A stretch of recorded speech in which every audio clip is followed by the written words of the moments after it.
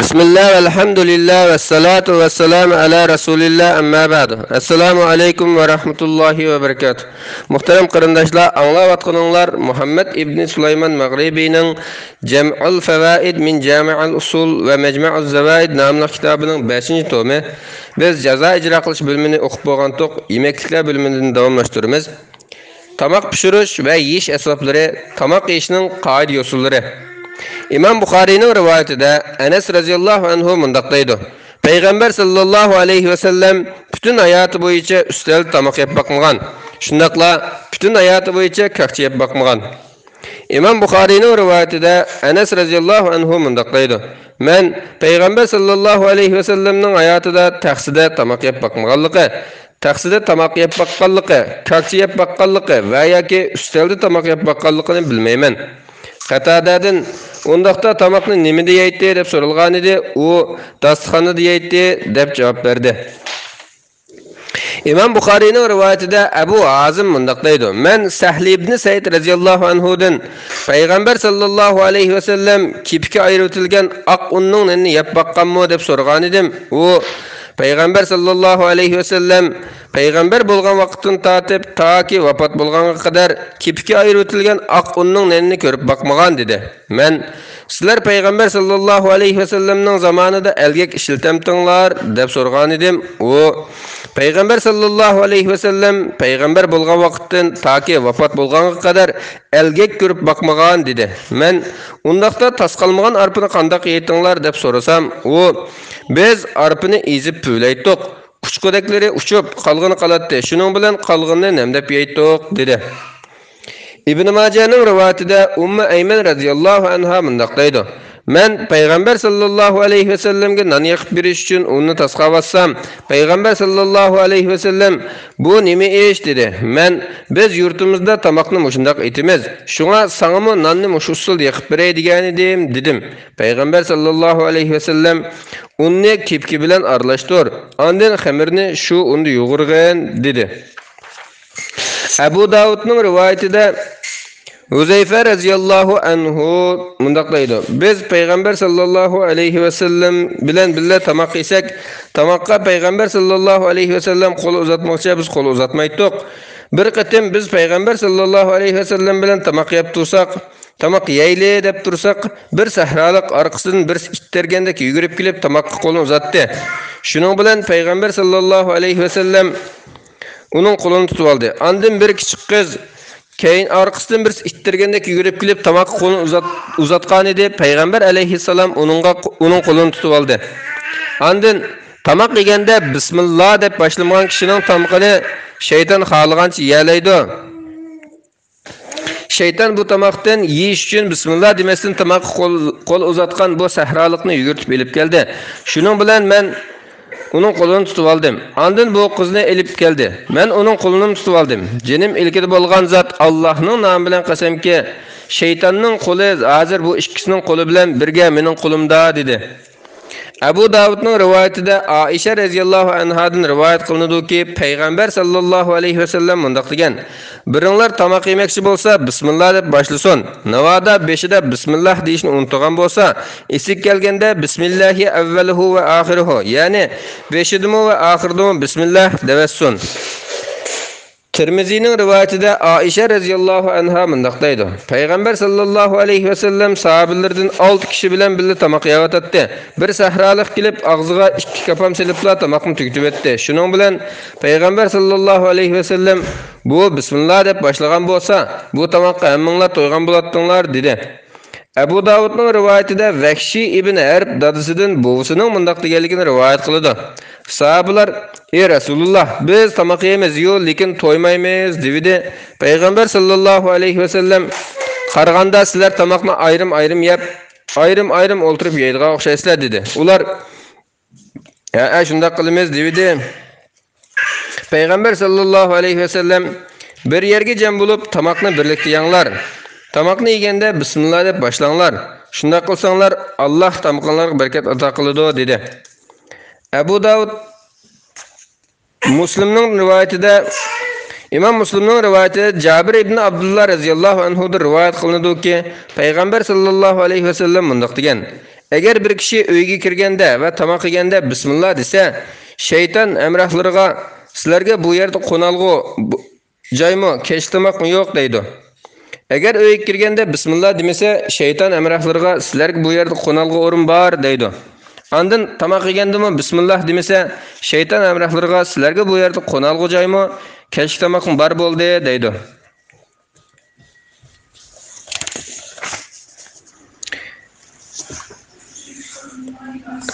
Tirmizining rivoyatida Ibn Abbas radhiyallohu anhuma mundaq deydi. Payg'ambar sallallohu alayhi va sallam hojatxonadan chiqqandan keyin uningga tamoq keltirildi. Sahobalar "Sana tahorat etish uchun suv keltiraylimi?" deb so'ragan edi. Payg'ambar sallallohu alayhi va sallam "Men faqat namoz o'qimoqchi bo'lganda tahorat etish buyurilgan" dedi. İmam Müslimning rivoyatida Ibn Abbas radhiyallohu anhuma mundaq deydi. Payg'ambar sallallohu alayhi va sallam sut ichib bo'lib, og'zini suvda chayqadi va sutda may bor dedi. İmam Buxoriyning rivoyatida bir kishi Jabir ibn Abdullah radhiyallohu anhumadan o't pişirilgan tamoqni yegandan keyin tahorat elish olmaslik haqida savol so'radi. Jabir radhiyallohu anhu "Yo'q, tahorat elish ketmaydi. Payg'ambar sallallohu alayhi va sallam davrida o't pişirilgan yağlıq go'sht tamoq yeb bo'lgan ko'p bo'lmaganlikdan biz undaq tamoqlarni andiman ushirtatdik. U chaqlarda qo'l yağlıq bo'lmaganlikdan undaq tamoqlarni yeb qolgan chaqlarimizda qo'llarimizni, bileklarimiz, putlarimizni surtatdik. Undan keyin tahorat olmayla namoz o'qiydik dedi. İmam Müslimning rivoyatida Salim dadasidan Payg'ambar sallallohu alayhi va sallamning mundaq deganligini rivoyat qildi. Sol qo'linglar bilan tamoq yemanglar, suv ichmanglar, chunki shayton sol qo'li bilan yeydi va sol qo'li bilan ichidi. Nafining rivoyatida sol qo'li bilan bir narsa yeyamson, ammason deganligi qo'shib zikr qilingan. İmam Müslimning rivoyatida Iyas ibn Salama ibn Akva dadasining mundaq deganligini rivoyat qiladi. Bir kishi Payg'ambar sallallohu alayhi va sallamning huzurida sol qo'li bilan tamoq yegan edi. Payg'ambar sallallohu alayhi va sallam o'ng qo'ling bilan yegan dedi. U kishi o'ng qo'limni yemayman dedi. Payg'ambar sallallohu alayhi va sallam o'ng qo'lingni yeyolmagaysan. Seni o'ng qo'ling bilan tamoq yegizmagini o'zingning takabburliqing dedi. Shuningdan keyin u kishi o'ng qo'lini og'ziga ololmadi. İmam Buxoriyning rivoyatida Umar ibn Abu Salama radhiyallohu anhu mundaq deydi. Men Payg'ambar sallallohu alayhi va sallamning tarbiyasiga bola edim. Tamoq yeganda qo'llarim liganning muqim bir yeri tulmaydi. Shuning bilan Payg'ambar sallallohu alayhi va sallam menga "Ey bola, bismillah deb o'ng qo'ling bilan o'zingning oldidan yegin" dedi. Umar ibn Abu Salama "Men shuningdan e'tiboran tamoqni ash usul yeb keldim" deydi.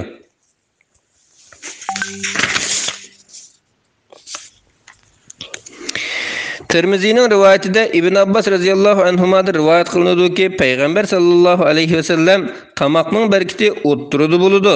Shunga tamoqning o'ttirida yemay atrofida yenglar degan.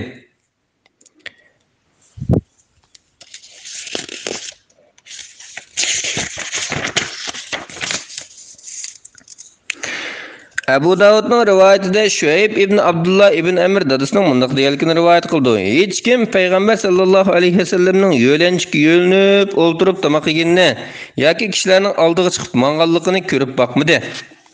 İmam Müslimning rivoyatida Anas radhiyallohu anhu mundaq deydi. Payg'ambar sallallohu alayhi va sallamga xurma keltirilgan edi. Xurmani sahobalarga aldirash taqsim qildi va o'zimi tez-tez yedi. İmam Müslimning rivoyatida Anas ibn Malik radhiyallohu anhu mundaq deydi. Men Payg'ambar sallallohu alayhi va sallamning yukinib o'ltirib xurma yeyotganligini ko'rgan. Razinning rivoyatida Abdullah ibn Umar radhiyallohu anhuma mundaq deydi. Payg'ambar sallallohu alayhi va sallam aroq ichilayotgan dasturxonda o'ltirishdan dum yetib yeyishdan to'sgan, yelimishni yo'linib o'ltirib yeyishga ruxsat qilgan.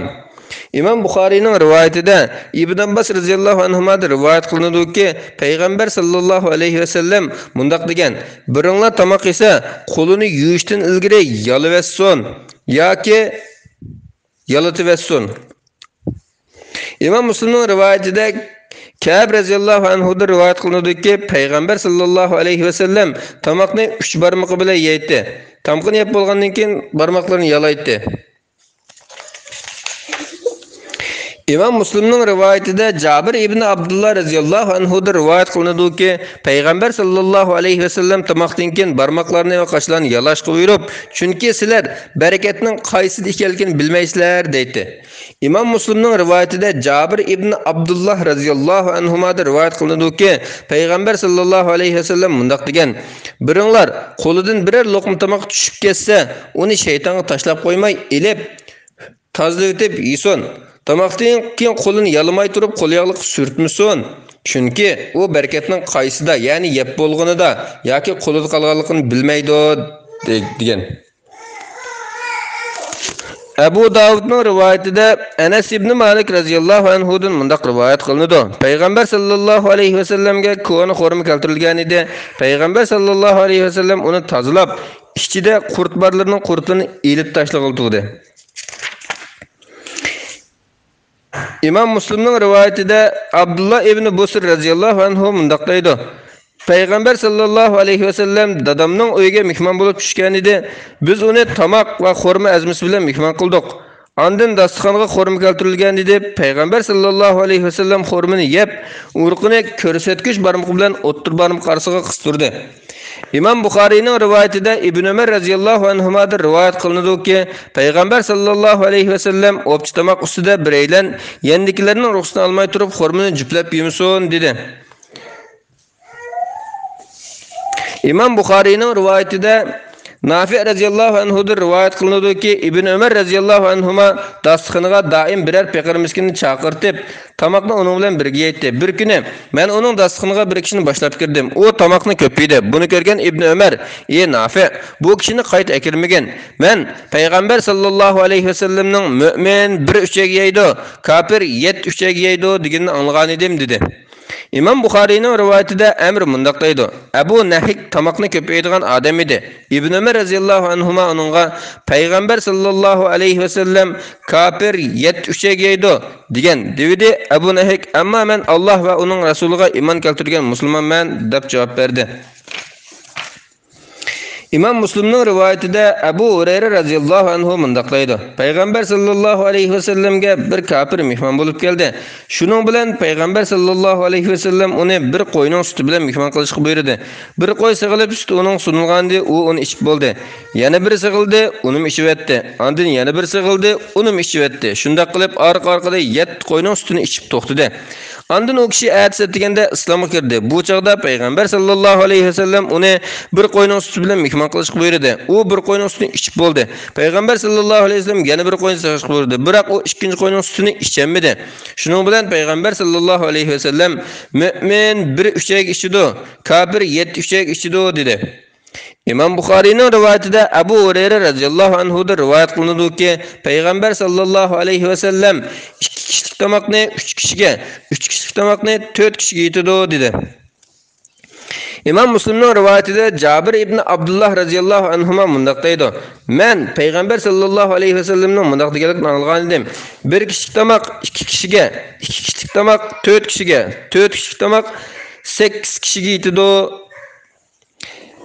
Tirmizining rivayetida Ibn Umar radhiyallohu anhudan mundaq rivayet qilinadi: Bir kishi Payg'ambar sallallohu alayhi va sallamning huzurida kekirgan edi. Payg'ambar sallallohu alayhi va sallam bizning qashimiz kekirma.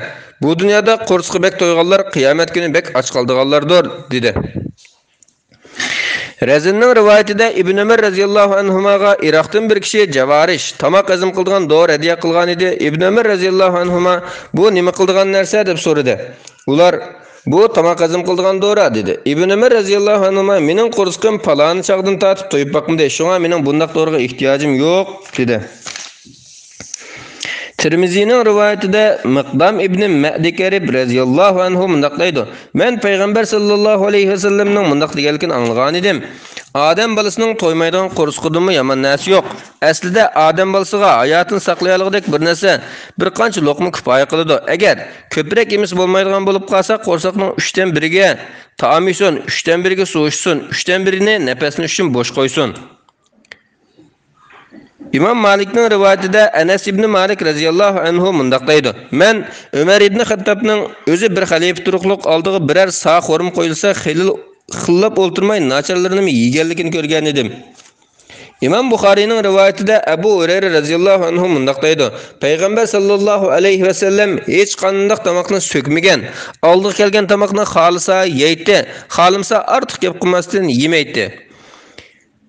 Abu Davudning rivoyatida Abu Hurayra radhiyallohu anhu dan rivoyat qilinadiki, Payg'ambar sallallohu alayhi va sallam mundaq degan: "Navada biringlarning qachisiga chivin tushib ketsa, uni qachiga cho'ktirib o'tinglar. Chunki uning bir qantida kasal, yana bir qantida shifo bor. Odatda chivin qachiga kasal bor qantini soladi. Shuning uchun chivinni to'liq cho'ktirish kerak. Ya'ni qachidan elitishdan burun cho'ktirib, to'liq cho'ktirib deb, ondan elitish kerak."